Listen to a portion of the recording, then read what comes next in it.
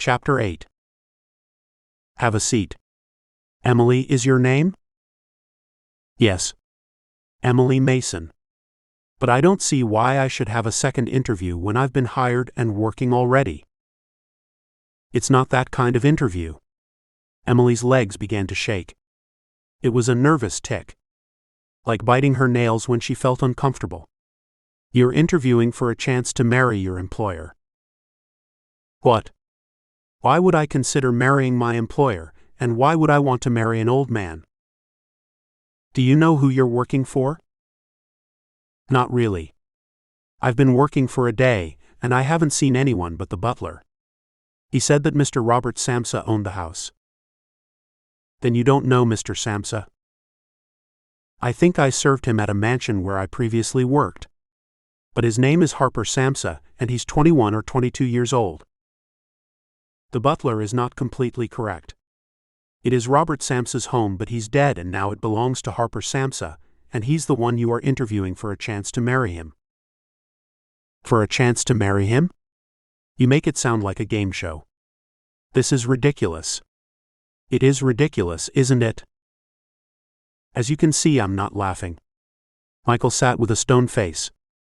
He had been very serious about finding Harper a wife. He had interviewed 10 women in the course of one day, and none were as naive and uninformed about the world as Emily. She is perfect, he thought. The others were savvy and ready to sign on the dotted line. They would say anything and do anything to marry Harper.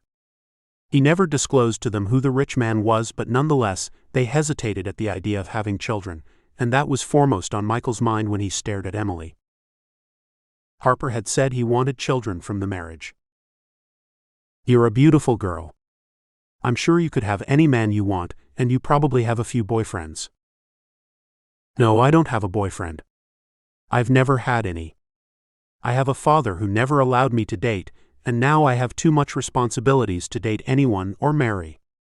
There is the matter of completing my college education and taking care of my father. If you enter into this agreement with Mr. Samsa. Emily interrupted Michael. Why would he want to marry me? I thought he would marry Elizabeth.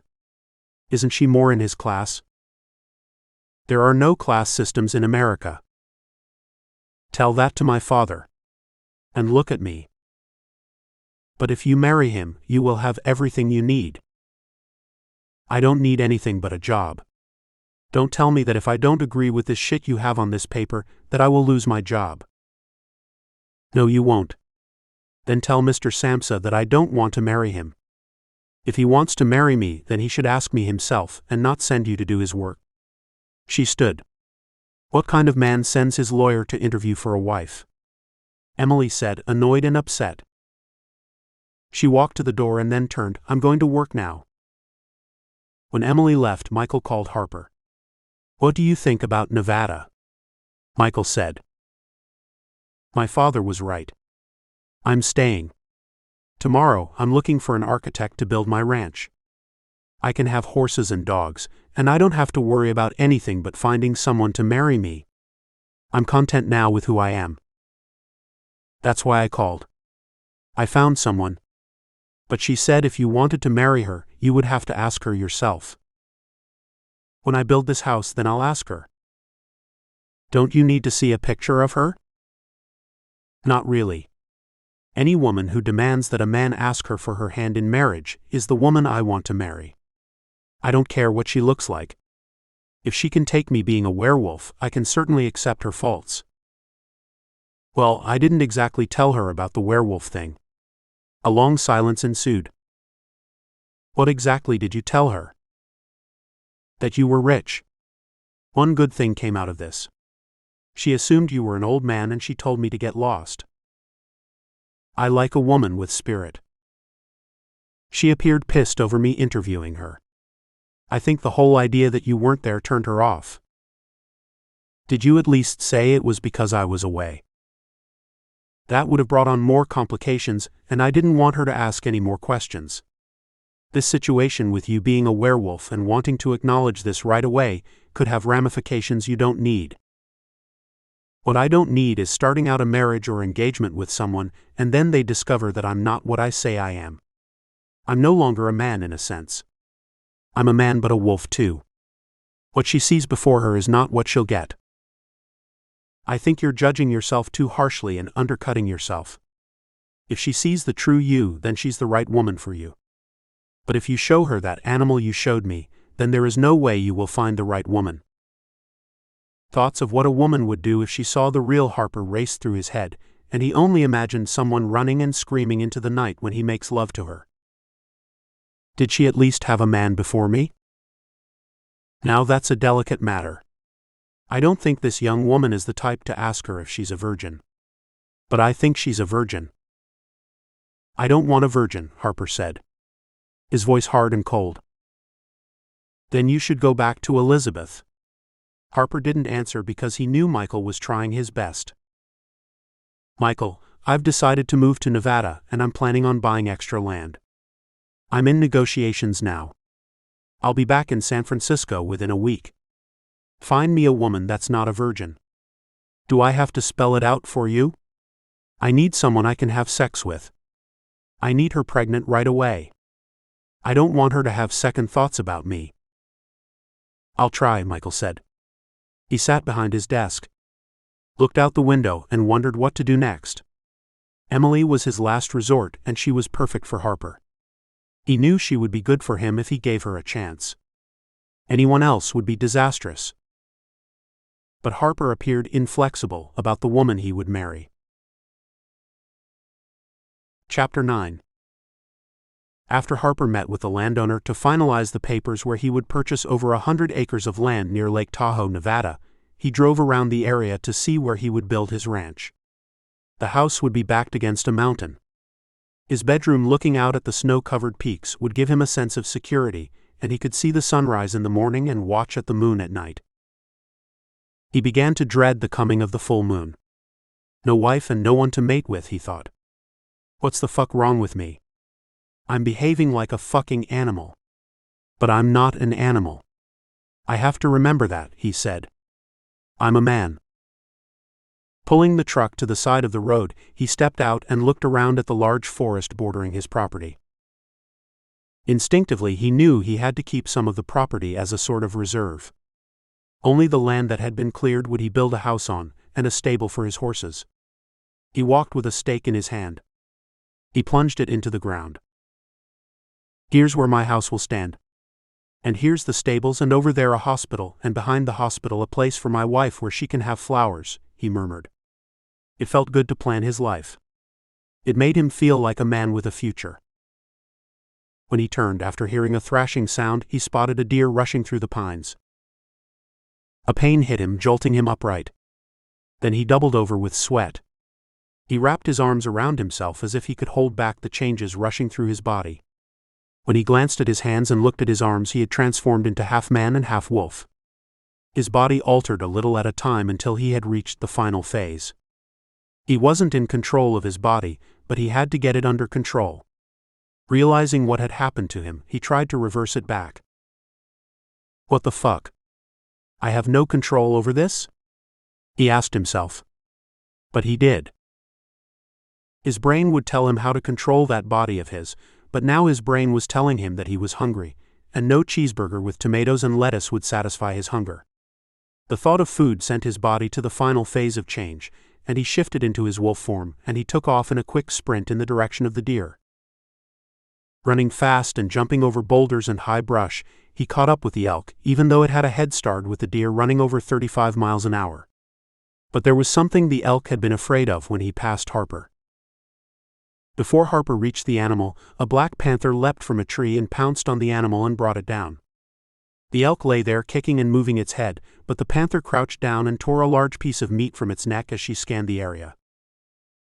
The panther sensed Harper, but it didn't stop her from feeding until the animal had no light in its eyes. Harper stopped in his tracks. What the fuck is this? He murmured, his breathing hard and loud from the chase. There are animals like this in my forest, he thought. I can't bring a woman and animals here to be eaten alive by this thing. Then she shifted and stood before Harper naked. her dark hair long and shimmering in the sunlight. Her eyes black, her skin olive. She wiped her mouth. Are you going to stand there like you've never seen my kind before? Are you going to help me eat this animal? I hate to let an animal like this go to waste, she said to Harper. He stood with eyes wide and mouth open, and then he shifted and he also stood naked alongside her. Did you bring clothes? A minute went by, and Harper didn't say a word. Do you talk? Are you one of those mutes? When you are bitten, they don't tell you what you're going to become. No one tells you. You just find yourself having powers you never thought. She ripped the underside of the elk and shoved it into her mouth. By your expression, I can tell this is a first for you. You will have many firsts, so get used to it. I'm full. She patted her flat, hard stomach and wiped her mouth with the back of her hand. You should eat. She smiled at Harper, showing her sharp incisors and calling him with her long claws for fingers and nails. Harper walked reluctantly to the dead animal, crouched down and began feeding on the meat the werepanther had ripped apart, and offered to share with him. When they had consumed enough, the werepanther stood and he stood. He tried making sense of what he was seeing. Do you want to fuck? She questioned. I like to be penetrated when I have consumed a large meal. It keeps me in shape. She strutted away, showing her curvaceous body. He blinked his eyes, registering what she had just asked him. Because of the intense rush he felt and the lack of sexual intercourse, he thought it was a good idea, but for one thing, she didn't arouse his senses and he was looking for a suitable mate and she wasn't one. She wasn't like him and he was looking for someone like him. A were-female or a human. Where is your home? He asked. I don't need to go home to fuck you. We can do it here on the ground or against the tree. Hasn't it dawned on you that we can fuck wherever we want? She turned and bent over, revealing an inviting behind. Harper didn't know what he should do, but he didn't want to let an opportunity go by because he had been without sex, and his new body was telling him he needed an orgasm. This was another thing he had to get under control. He couldn't go around fucking every female who desired him. Then he remembered his search for a bride, and he didn't want to complicate his life with a were-female. He wanted to bring his bride here, and if he started a relationship with this werepanther who was unknown to him, it might prove fatal. I'm going to be married soon. I don't want to break my vows to her. What Harper didn't realize, in this world of shifters, they made their own laws. Their laws centered on how they felt at the moment. He was still clinging on to the world of men and their civilities. Here, if they wanted to have sex, they found a female if she was willing or not, and they would take what they wanted. And the female shifters were more than willing to have sex with a high-status male, and this male owned the entire county. Harper was the personification of an alpha. If you don't want to fuck me, you will when the moon comes around again, maybe then I will be busy, she said, throwing her long dark hair to the side. She reached into her leather pouch and pulled out a black shirt and leotards and dressed in them. You better get some clothes. Do you have any? I have a change in my truck. Good, because you look like you need a drink. I know just the place. On our drive there, I'll tell you what to expect as a new shifter. I'll give you heads up on what to look for. She strutted to Harper's truck, hopped in and sat waiting for him to catch up. He appeared dumbstruck by all that was happening to him. Things had been occurring too fast, and he couldn't get control over his body. When Harper dressed in a black and green flannel shirt and a pair of worn jeans, he stepped into the truck. Looking to the werepanther, who had put a sliver of red lipstick on her mouth and managed to clean up the blood on her face, she said, I carry this at all times. She handed him a moist cloth, leaned over and wiped his face and watched him.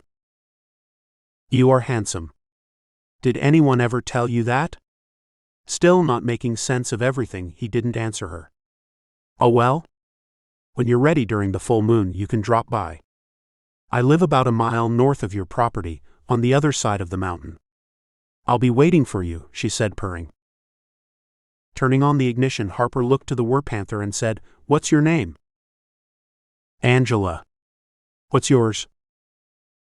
Harper.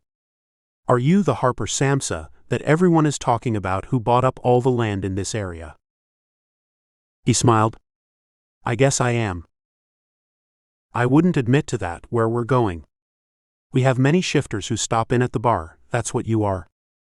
You are a shifter. A werewolf, she said, glancing at him to see a raised eyebrow. You may not like it, but you are no longer a man. You're a man, but not in the sense of a man. Have you noticed how large your cock is? She shot him a devilish smile. This bar where we're going is the nearest for miles, and we get humans and shifters coming in. All who go there are cat shifters, a few werewolves, not many left from what I hear, and a few humans who are living with shifters. You can't tell the shifters from the humans. I mean, the humans can't tell, but the shifters know the humans. You aren't especially liked because the humans in this area and the shifters think you're going to cut down their forest. I'm not going to do that. I'm going to make it a haven for shifters. I'm going to build a town where shifters and men are welcome. That may be human of you, but until you do that, don't tell anyone who you are, she said, watching at him as if she could pounce on him and rake her claws down his wide muscular chest. You have to make a right turn off this road. Then you follow the curve and it will take you right up to the rusty nail. Why do they call it that? You don't want to know.